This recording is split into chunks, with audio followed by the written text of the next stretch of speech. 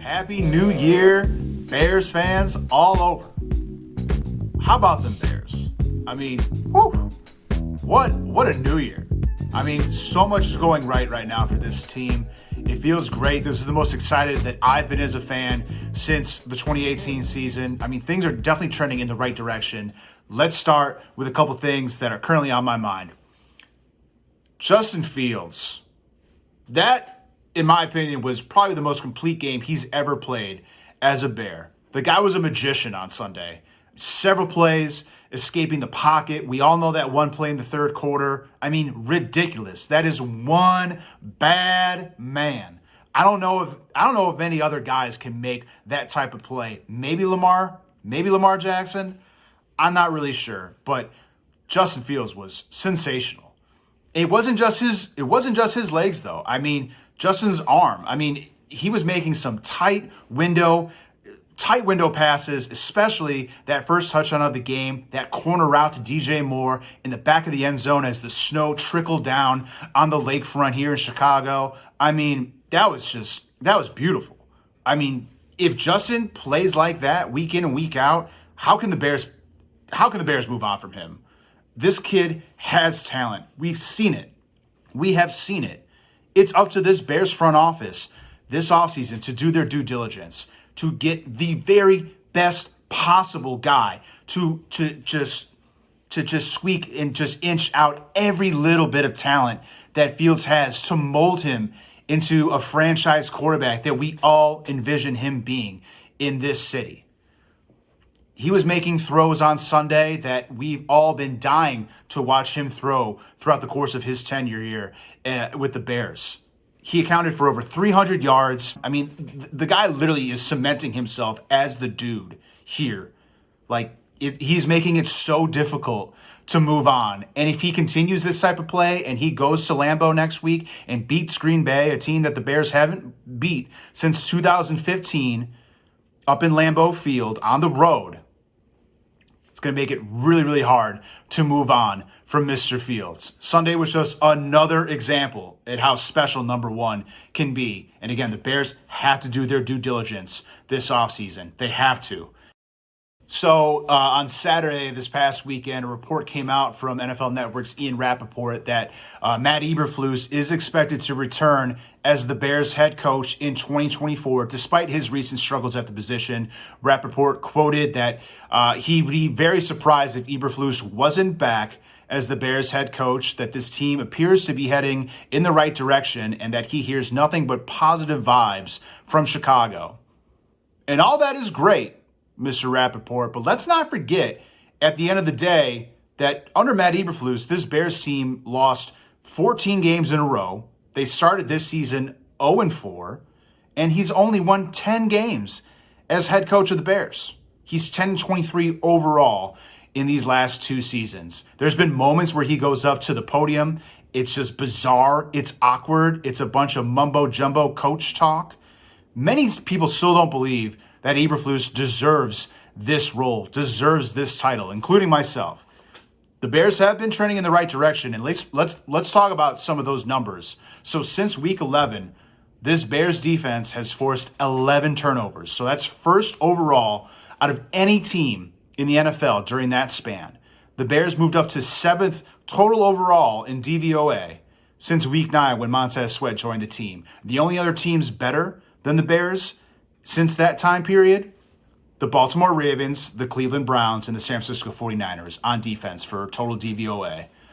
Going back to turnovers for a second, the Bears has 16 interceptions as a defensive unit in the last 6 games. 16.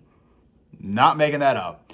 They're first in interceptions, first in overall rushing defense. They're third in total QBR allowed, and they're 6th in total yardage allowed. Now, I have been tough on Matt Eberflus. There's been moments where I've questioned his leadership, but make no mistake about it. Ever since he started calling the plays in week 5 against Washington, I mean, and he has cemented himself as a really solid defense coordinator in this league. It is what got him the job here in Chicago. This is the type of hits principle that Bears fans all over have been waiting for. And you can make a case that they're overachieving in the best way. And at the end of the day, they're winning. And really, that's all we care about, right? The Bears winning. There is one dragon, though. There is one thing he has yet to conquer, and that's beating Green Bay. He is 0-3 against the Packers. The Bears team has not won up at Lambeau since 2015. He's making a strong case for himself to return next season as Bears head coach, and I get it. But going back to what I just previously said about Justin and this front office, they have to do their due diligence, and they have to get this right. If you bring Coach Eberflus back, it really suggests to me that Justin's coming back, which is great. But under Eberflus, Alan Williams mysteriously resigned. Another assistant coach was let go due to HR reasons. I mean, this staff that Eberflus has built, including Luke Getsy, who is completely not off the tightrope here. I mean, Luke Getsy should and probably will be the Bears' scapegoat this offseason. If I had to take a guess, if I had to put it on something, put it on someone. But running an effective offense to go along with this elite defense that we're seeing over the stretch of these last month and a half, 2 months of games is extremely important. And that's up to Matt Eberflus. If he decides to return, if he is returning as Bears head coach, they have to build out the right staff, and they have to support this offense. If this defense is going to get to the level that we've been seeing them and maintain that level of consistency, you also have to do it on the other side of the ball. And that's just as important, and that's his job and his responsibility as head coach. We can't ignore it. DJ Moore is on pace. He's on pace to have one of the best seasons as a Bears receiver in franchise history. DJ finished the game 9 catches on 13 targets for 159 yards and a touchdown, arguably his best game as well as a Bear. Obviously, the game against Washington earlier this season was insane, where he also went off. But right now, DJ's 7th in the NFL in total yardage. He's exactly at 1,300 yards on the season. He's tied for 8th in 8 touchdowns, and he's 16th overall in receptions. Can you imagine if the Bears had a stout number 2 behind DJ Moore? And it's a shame that Darnell Mooney, for whatever reason, has had just a really poor season. I'm not sure if that's more on the offensive coordinator and Luke Getsy, if that's more on Darnell Mooney. But, I mean, DJ Moore is on pace to break all Chicago Bears receiving records if this is going to be his type of play for years to come. He may not be the fastest, he may not be the tallest or the strongest, but number 2 continues to find ways to excel at the receiver position. I mean, he creates space. He's one of the most slippery players at the position. He has elite route running, elite separation. The Bears knew that they had a stud in Moore when they acquired him this offseason from Carolina, but I don't think, including myself, I don't think we actually knew just how good DJ Moore could be. He's having a career year here, his first year in Chicago, and we absolutely love him. I am just delighted that we have our number 1 guy. And can you guys imagine a room with him and Marvin Harrison Jr. and whoever else comes after that? The Bears have to get DJ Moore some help. Can you imagine just how good this receiver room will be once the Bears solidify that number 2 spot behind DJ Moore? Future's looking bright on offense for the Bears. Another guy that has just been balling out and can't be ignored, and I'm here to sing his praise, Tyrique Stevenson, the rookie cornerback from Miami. There were 7 guys at his position that were taken before him in this last year's draft. Tyrique Stevenson has 4 interceptions. He has more interceptions than all other rookie cornerbacks, and he has more pass breakups than all the cornerbacks taken before him. He has 12. He's one of the best rookies, in my opinion, that Ryan Poles has ever drafted. If the Bears decide to bring back Jalen Johnson to go along with Kyler Gordon and Tyrique Stevenson, I mean, you're already talking about one of the best young tandems in the NFL at that secondary position. Eberflus has all these guys playing in the right spots. And again, I said this earlier, the Bears have 16 interceptions in the last 6 games. That's insane. Stevenson had 2 interceptions on Sunday. He had that amazing goal line interception against Joe Flacco in Cleveland a couple weeks ago. And again, I know I was singing his praise this summer I was expecting really, really good things from Tyrique Stevenson this past summer in training camp, and like we're finally seeing that. We're finally seeing that coming to fruition. Absolutely love what I'm seeing out of 29. I think the sky's the limit for this kid, and great draft pick by Ryan Poles. Tyrique Stevenson, this dude has been balling. So we find ourselves again with the number 1 overall pick, and boy, oh boy. So not only was that a dominating win by the Bears against the Falcons, but it got even better after the final score in Jacksonville, where the Jaguars took care of the Panthers, solidifying the Bears with the number 1 overall pick yet again this season. Happy New Year, Chicago. Happy New Year, Bears fans. Not many times you can say your team can lock up the number 1 pick after winning the same day. But the Bears were able to accomplish that on New Year's Eve. So right now, Washington holds the number 2 pick. Following them, it's New England at number 3. Both teams, in my opinion, should be in the quarterback market.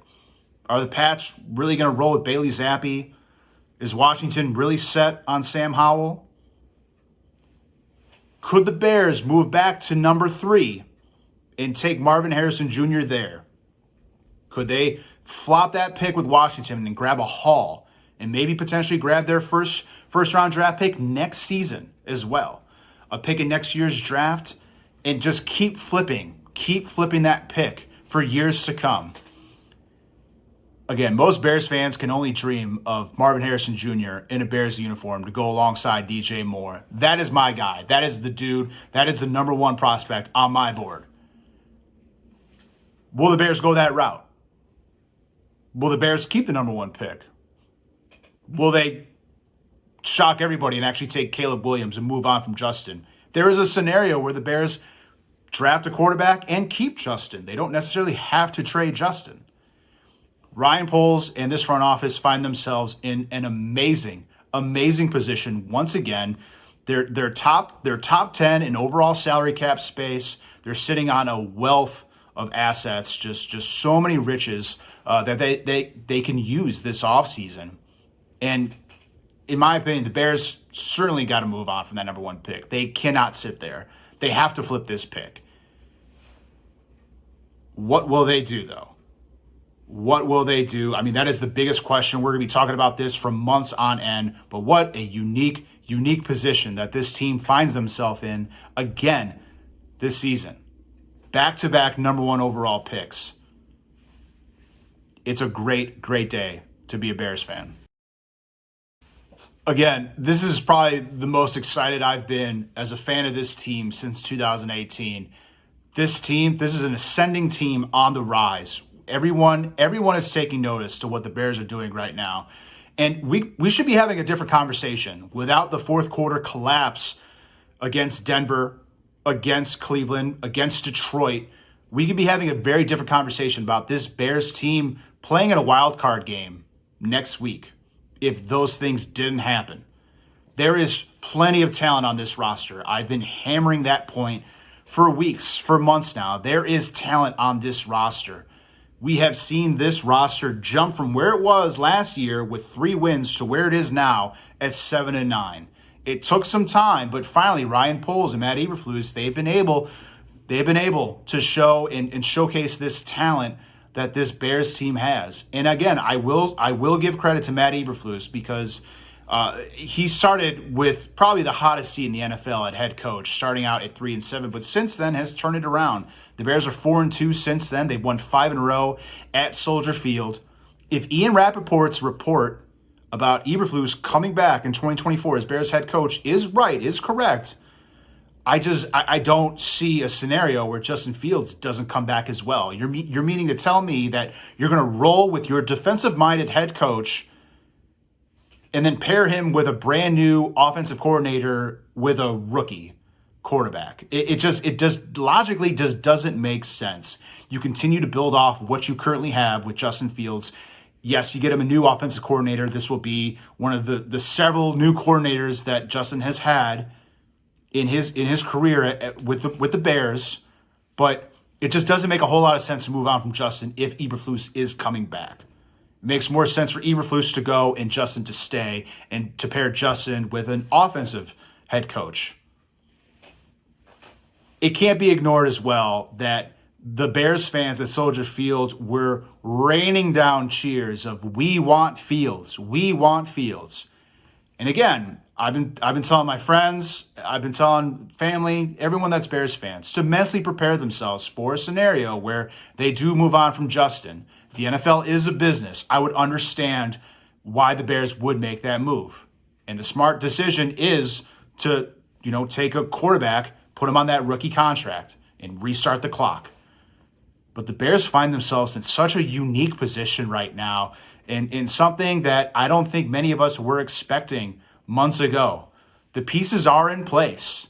The Bears do have the guy right now, but do they have the right people in place around him to make him the most successful version of himself?